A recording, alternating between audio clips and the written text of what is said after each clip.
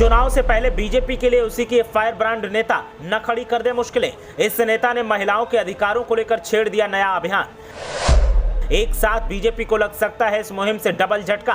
पूर्व सांसद और पूर्व मुख्यमंत्री ने मोदी के प्लान की पुंगी बजाने का कर लिया इंतजाम। अपनी ही नेता की इस प्लानिंग से खुद मोदी परेशान, शाह हैरान और रणनीतिकारों की हालत तो हो गई पतली। अब क्या करेगा आला कमान? देखिए कौन है ये महिला नेता जिसके आगे लाचार दिख रही पूरी की पूरी बीजेपी। ना उपाय समझ आ रहा और ना कोई हल। चुनावी मौसम में बीजेपी की मुश्किलें इस कदर बढ़ेंगी, खुद बीजेपी को भी अंदाजा नहीं रहा होगा।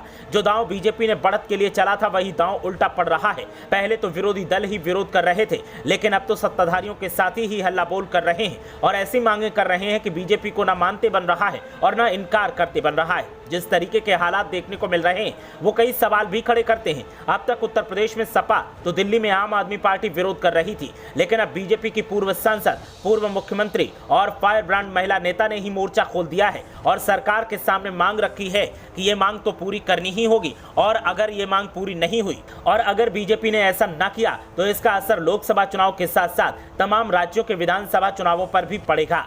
जानकारी की माने तो अब बीजेपी की कद्दावर नेताओं में शुमार मध्य प्रदेश की पूर्व मुख्यमंत्री उमा भारती ने अपनी ही पार्टी और प्रदेश की सरकार को निशाने पर लिया है और सीधी मांग उठाई है। एक तरफ विधानसभा चुनाव सिर पर हैं तो दूसरी तरफ लोकसभा चुनाव भी आने वाले हैं। ऐसे में बीजेपी को समझ नहीं आ रहा कि क्या किया जाए जो काम भी बन जाए और किसी भी तरह की स्थिति न बिगड़े, लेकिन ऐसा होता नहीं दिखाई दे रहा। जानकारी की माने तो पूर्व सीएम और फायर ब्रांड नेता उमा भारती अपनी ही सरकार की मुश्किलें बढ़ा सकती हैं। उन्होंने एमपी विधानसभा चुनाव में महिलाओं को 50% टिकट देने की मांग की है।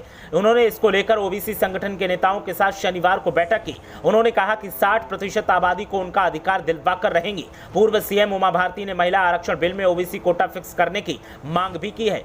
उमा भारती ने ओबीसी नेताओं के साथ बैठक में कहा कि महिला आरक्षण बिल हम ओबीसी आरक्षण संशोधन के साथ ही लागू होने देंगे। उन्होंने बैठक में मौजूद नेताओं से कहा कि आप मेरा हौसला मत गिरने देना, हम इसे लागू करा कर रहेंगे। पूर्व सीएम ने कहा कि 33% आरक्षण को 100% मानकर इसमें 27% ओबीसी और 23% आदिवासी और दलित वर्ग को आरक्षण दिया जाए। उन्होंने मध्य प्रदेश में बीजेपी से सामान्य सीटों पर भी SC, ST और ओबीसी को टिकट देने की मांग की है। उन्होंने कहा कि इससे एकजुटता आएगी। उन्होंने ओबीसी की हिस्सेदारी तय करने की बात करते हुए कहा कि मध्य प्रदेश में पिछड़ी जातियों की ताकत बहुत बड़ी है। पूर्व सीएम ने बैठक में मौजूद नेताओं को आचार संहिता लागू होने से पहले एक बड़ी बैठक आयोजित करने के लिए कहा। इसके लिए एक कमेटी बनाने की बात कही। उमा भारती ने मीडिया से उनके बारे में 2 बातें न लिखने का अनुरोध किया। उन्होंने कहा कि मैं एक तो जमीन तलाश रही हूं, इससे मेरा हौसला गिरता है। दूसरा, मुझे मुख्यमंत्री बनना है। मुझे मुख्यमंत्री कतई नहीं बनना। पार्टी को जिसे बनाना है उसे बनाए। उन्होंने कहा कि भारत माता को मजबूत करना है तो ओबीसी वर्ग को उनका स्थान देना होगा।